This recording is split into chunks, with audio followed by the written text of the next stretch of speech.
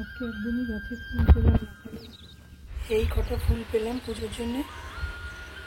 বেলপাতা আমার ওই গাছগুলো যেগুলো দেখালাম ওই গাছ থেকে একটা পুরনো যে গাছটা ছিল তার থেকে একটা বেলপাতা নিয়েছি, আর এই নতুন একটা ঝুঁই একটা বেল এগুলো ফুটেছে, বেলফুল এগুলো। আর এই কটা ফুল আমি পেলাম খালি আমার পুজোর জন্যে।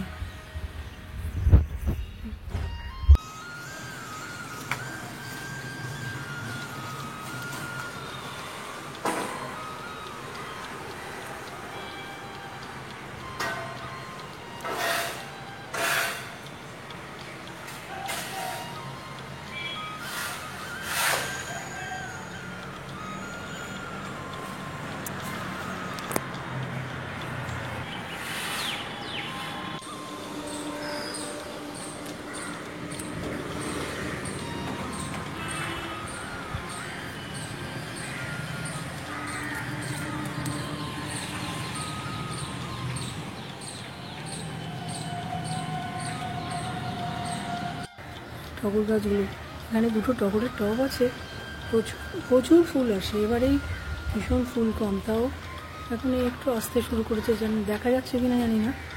এই যে এসছে মানে প্রচুর ফুল হয়, এই যে একটু একটু খুব কম সংখ্যায় ফুল, এই যে খুব কম সংখ্যায় ফুল। আর এত গরম ছিল বলে না ভয়তে তো আমি সারও দিতে পারছি না, যদি গাছের ক্ষতি হয়ে যায়, গাছ যদি তো এমনিতেই গাছের জল কম। এটাতেও এসছে পাশের এই টবটাতেও আছে, এই যে ফুলগুলো এসেছে, এই দুটো টব, এই যে ফুল এসছে, অল্প অল্প অল্প ফুল আছে। এই যে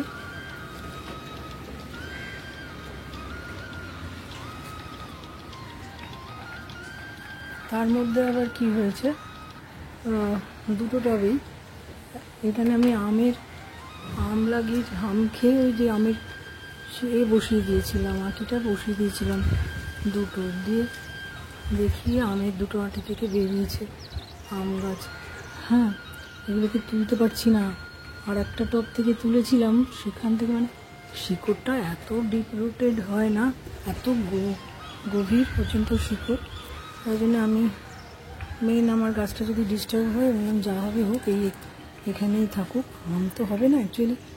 বেশ ভাল লাগে, আর খুব আনন্দ হয়েছিল কি এইখানে যখন প্রথম হয়েছে, এবার যখন পুজো করেছি বাড়িতে লক্ষ্মী পুজোর দিনকে, আমি এইখান থেকে মাথার উপরে প্রথম গাছটা থেকে নিয়ে ঘটে দিতে পেরেছিলাম, খুব আনন্দ লাগছিল। আম গাছ এখানে আছে, আবার এখানে তুলসী গাছের চারা আমার আলাদা আরও আছে, তো এখানে আবার একটা তুলসীও বেরিয়ে গেছে। এইগুলোর জন্য অবশ্য একটু মুশকিল হচ্ছে, মানে গাছের মেন গাছটার জোরটা কমে যাচ্ছে সব আলাদা আলাদা গাছ বেরোনোর ফলে। এখানে তো আরও কী বেরিয়েছে এগুলো বুঝতে পারছি না, প্রচুর চারা। অল্প করে এই সাইডটাতে একটু এমপিকে দেবো, কারণ এগুলো কী বেরিয়েছে বুঝতে পারছি না, তুলসী না অন্য কিছু। আমি আবার ফট করে গাছের কিছু তুলে দিতে আমার খুব গায়ে লাগে। এটাতে একটু কম বেরিয়েছে, এটাতে এমপিকেটা, এইটাতে এমপিকে একটু বেশি করে দেওয়ার জায়গা পাবো, বেশি করে মানে যে পরিমাণ দেওয়া যাবে, মানে একটু স্পেসটা পাবো। এখানে স্পেসই নেই, সব গুড়ি কি সব বেরিয়েছে। এখানটাতে আমি আগে একটু খুঁড়ে নিলাম, এখন যেহেতু বর্ষা হচ্ছে না, সেই নেমেছে, আবার তো দুদিন পরে হয়তো এসব চলে যাবে, আবার গরম, এই ওয়েদারটা সাপোর্টটা পাবে বলে আজকে এই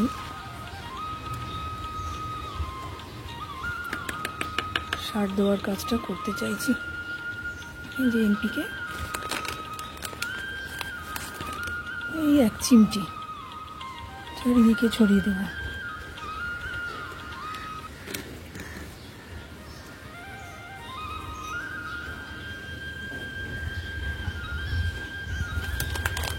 ব্যাস,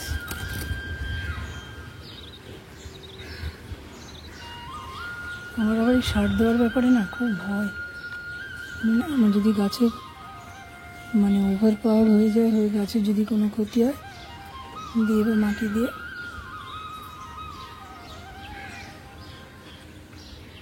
ঢেকে দেবো।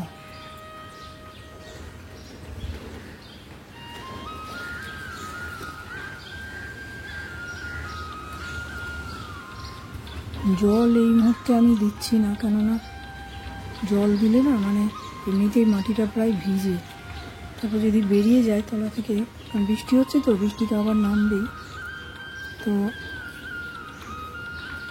জলের ছাড় পাবে এমনিতেই, নইলে এমনিতে সার দেওয়ার পর তো মাটি দিয়ে ঢাকা দিয়ে জল দিয়ে দিতে হয়।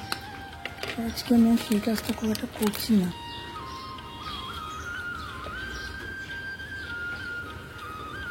কলাগুলোতে জালনায় রয়েছে, পাবেই এমনিতে জল, তখন কী হবে না মাটি থেকে সারটা ধুয়ে নেমে যাবে। সেই জন্য জাস্ট মাটি দিয়ে ঢেকে রাখছি।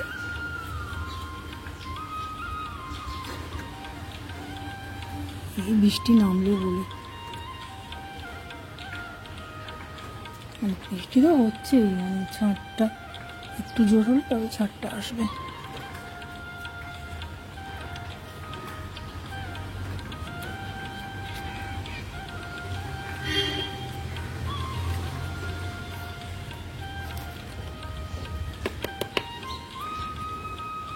খুব মুশকিল, গাছপালা করার প্রচণ্ড শখ, অথচ জায়গার খুবই অভাব। গাছপালার বারান্দায় তাও আবার আমরা যখন জল দিই আমাদের খুব সাবধানে দিতে হয়, যে নিচের তলায় যদি জল পড়ে যায় তখন আবার ন্যাচারালি তাদের তো অসুবিধা হবে। এটা তলায় দিয়ে নেই, এই বৃষ্টি হচ্ছে বলে সরিয়ে এনেছি এখানে, তাই তলায় ট্রে নেই কিছু, তাহলে ট্রে দিয়ে রাখতে হয়।